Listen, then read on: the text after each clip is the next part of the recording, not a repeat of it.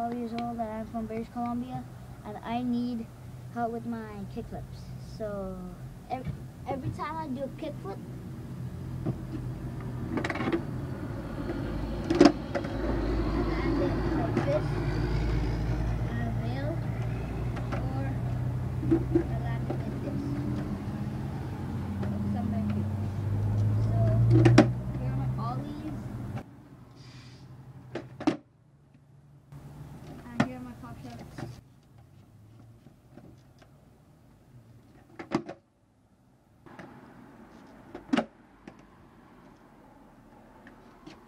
And finally kickflips. Great, so thanks a lot for sending in your video. I really do appreciate it, and I'm going to do my very best to help you out. Cool, so it's good that you're following the sequence. I saw you did the 180, you did the shove it. Those are pretty good. You definitely should practice those every single day and make sure you're just keeping up on the practice of all those previous tricks, just so you're getting it really, really down and just building up your consistency and all that good stuff. So if you help me, it would be awesome. And thanks a lot. Cool, so let's check out this kickflip here.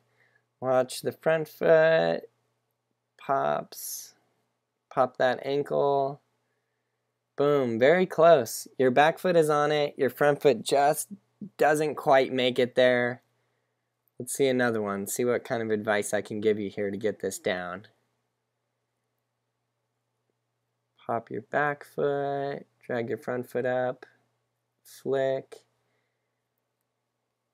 You made it. You got your front foot back on top of it that time, which was great. Cool, so I do want you to practice this step right here. I want you to just stand still on your board and repeat this over and over and over and over and over. The whole point of this is so you get used to dragging your toe up the board. And then once your toe comes up off the end of the board, you're going to pop your ankle up into the air.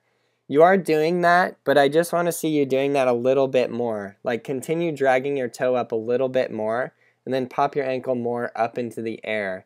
Because it's almost like your board is level with your foot. So even though your board kind of spins and you're not quite flicking down, you could flick up just a little bit more, and that is going to help your board to stay more underneath you.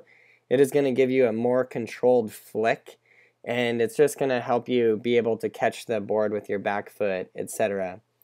Cool, so with that said, you can break down the kickflip into a couple different practice steps, which is stepping off with one foot and catching the board, and then stepping off with the other. As you'll notice here on all of these kickflips, I pretty much try to catch it with my back foot. Now, it's not a problem if you catch it with your front foot.